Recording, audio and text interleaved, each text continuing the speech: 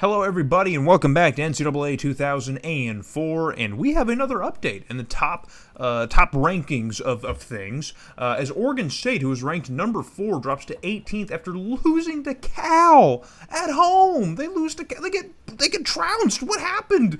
How does this game even happen? Cal was winless up until last week. They were winless. We beat Cal, and somehow a 1-5 Cal Golden Bears team manages to grab their first win of the year in a blowout on the road against Oregon State, effectively ending their season. I mean, gotta end their season. I mean, unbelievable. The Pac-10 and its parity, it never gets old. Never gets old.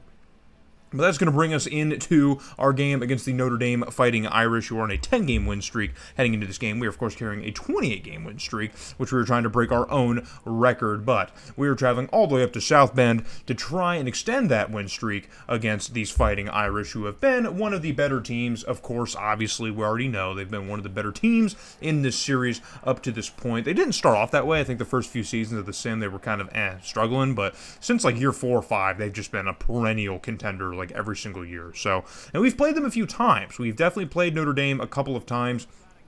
I think the first time was in like year 3 or 4, and I don't even think I recorded it because Notre Dame was bad. Like I said, they were still figuring it out, and they weren't that good, and I think we blew them out, so I didn't even record it. And then, of course, we played them back in year number 8, so I think we've only played them 2 or 3 times, and we've never lost to Notre Dame. I know that. We've never lost to the Fighting Irish, but we did play them back in year number 8, and that was here in Tuscaloosa. So they're part of one of the rotation of the out-of-conference, so if you know anything about these older games, like they rotate the same out-of-conference schedule every like 2 or 3 seasons. It's weird. So they show up on the schedule like every other like 3 or 4 years, and I always typically take them off. But since they're one of the better teams and they're one of the thorns on our side and trying to get to a national championship, I decided to put them on the schedule because, hey, we're going to take you out ourselves if we can. Relying on you to lose isn't something that I want to do. And Lenny Horner, man, relying on these boys here to block for him, he doesn't need it because he's just going to juke and break as many tackles as he needs to. What an athletic play from a tight end. We haven't seen a lot of those. There hasn't been a lot of physicality we've been able to praise from our tight ends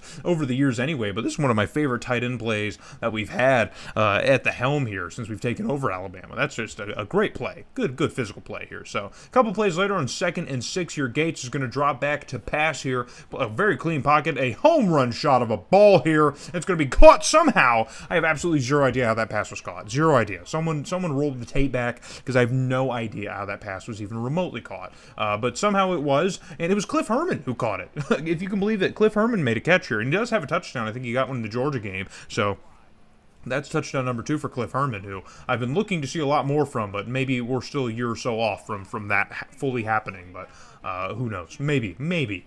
But moving once again on offense now, Dre Gates is keeping the boys moving effectively here. I've been talking about his interception numbers, and which there's not really great news on that, but on that front. But unfortunately, we will carry on as Dre Gates still continues to be just, I don't know, a very controversial, very polarizing quarterback. So, but on 3rd down, Dre Gates tries to run himself, goes nowhere. But on 4th and 5, Sick Naban keeping the boys on the field, and Dre Gates says, "Dude, I told you, we're done. The drive's done. I'm not doing this anymore. I'm going to throw an interception." Which, hold on to your seats, hold on to your hats. That is his 12th interception of the season, to just 11 touchdowns, which I think he got all of which in the Arkansas game. So I don't know what the hell happened in the Georgia game, but it didn't go well for Drake Gates. It was a nightmare game for him. So 7-0 is still the score here, though. In South Bend, we are holding on to the lead as Notre Dame's offense is struggling to get any kind of momentum building on their side. And now Ryan Reynolds is getting a little bit of momentum with this Crimson Tide offense as he gets himself a reception. So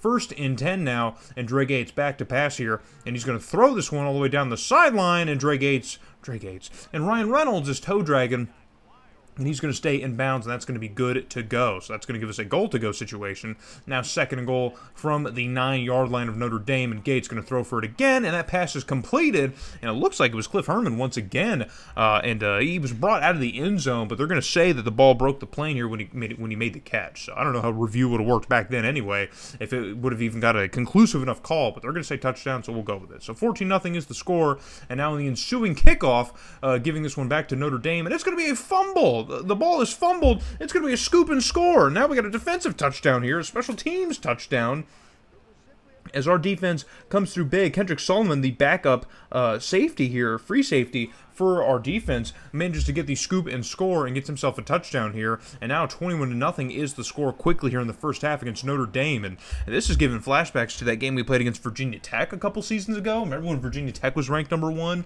and we went in there and it was just, just a complete wet fart of a performance from the Hokies? I mean, this is kind of what we're seeing here with Notre Dame, especially after that fumble on the kickoff. If there was any sort of momentum or steam, into the Fighting Irish, it's been completely deflated at this point in the game.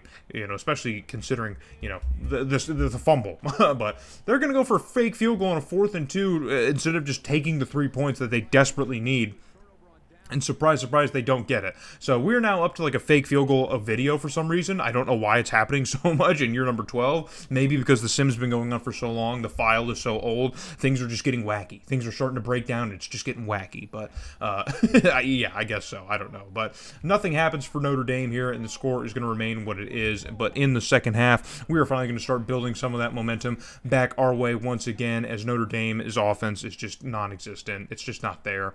So 3rd and 4 now, their defense is at least forcing a couple third down situations, and Dre Gates throws it one into a whole web of traffic, tries to hit Cliff Herman again. For some reason, that's his guy in this game. I don't know. Maybe after the Georgia game, he's like, dude, just let me throw it to someone different.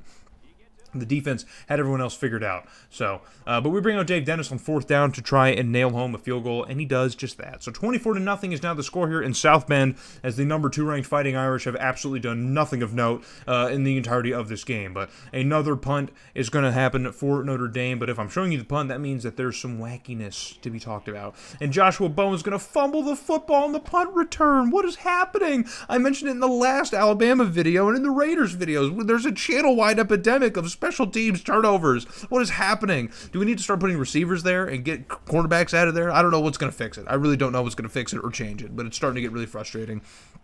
And something else that's going to get very frustrating right now is Dre Gates' turnovers, because he is turning over the ball over at an alarming rate, and I don't know what that's going to do for us here heading into, the bigger weeks of our season, as we have to, obviously have to plan ahead for a potential SEC championship run and maybe even a natty run with a guy who's going to throw, easily 15 to 20 interceptions. I don't even know how the heck we manage doing that. You know what I mean? I don't know how we get out of that, but that is going to be interception number, I think, 13 for Dre Gates to just 12 touchdowns. So yeah, not a great look here. Not a very great look for Dre Gates at all. But now Notre Dame is moving the other way here with the football. Finally, we're seeing a little bit of offense from the Fighting Irish, just anything. I haven't really had the chance to talk about their offense that I've written down, but there's not a whole lot to talk about. I mean, their quarterback, Jeremiah McBride, isn't a bad quarterback. He started for the Fighting Irish last year and threw for, a low yardage, just a little bit over 2,500 yards, but at 27 touchdowns, so just 8 interceptions. So he's been a decent quarterback for Notre Dame here, but it's not working right now in this game. It's just really not working right now in this game. He's got a 12-2 touchdown INT ratio heading into this game, so he's been great this year. It just, I don't know, man. The Crimson Tide defense has just had the Fighting Irish, just staring into headlights for some reason. It's just completely staring into headlights. But they're finally going to break the seal, and they will not get shut out in their home, on their home turf, or home dirt, home grass, as McBride is able to finally find an open receiver, and it's going to be their top receiver, Tony White, who had the fumble earlier in the game on the kickoff, and now they're going to try and go for 2 here and see if they can at least, make it somewhat manageable. It's not even manageable. They're pretty much out of it, but they're, at least going to try. They're going to do their best, and Josh Webster, the tight end for Notre Dame, is able to get that completion for the 2-point conversion. So 27-8 is the score after we add a field goal, and now on 4th and 1, we're going to try and add another field goal as we get stopped, and that kick is not good. So Dave Dennis is going to miss, and the score is going to remain 27-8 here, but there's only 50 seconds left in the game, so it's effectively over. The game was over, a few minutes ago. I mean, the fourth quarter, it's been over since Notre Dame just can't really do much of anything on offense, and I don't know why. I really don't, but the game is going to end here, and we're going to take a 27-15 victory out of South Bend. And yes, Notre Dame would add another touchdown in those last 50 seconds for some reason, because every team just decides to do that against us to tell their moms that it was closer, I guess. I don't know. I really don't. But Notre Dame, the number 2 team in the country, falls in a very unceremonious way, as we just now look to be the absolute favorites, the consensus favorites at number 1. I mean, we were heading into this game, obviously, but I don't think there's anybody left in our way. We've had Penn State get knocked out. Oregon State got knocked out outside of us. And then Notre Dame's now gone. Arkansas is now gone. So who even is left in the 2s and the 3s anymore in college football? It's probably still going to be Colorado State or Fresno State, like always. But, anyway.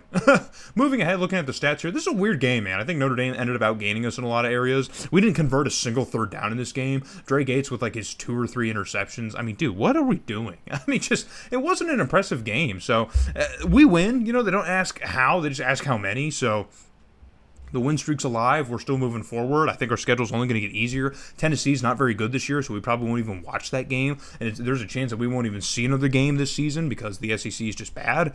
I think LSU's starting to put together a decent enough season, so we'll probably end up looking at that game, but we will get those results after the stats, of course. But but considering that the game is still, the wins are still coming in, we can't be super worried, especially if we don't have any real test after this. But it's still concerning and alarming seeing how poor we're playing in certain areas. But we have a dominant 3-week run against some really bad teams in Ole Miss, Tennessee, and Mississippi State. A 54-0 victory over the Volunteers. Goodness gracious. Good Lord.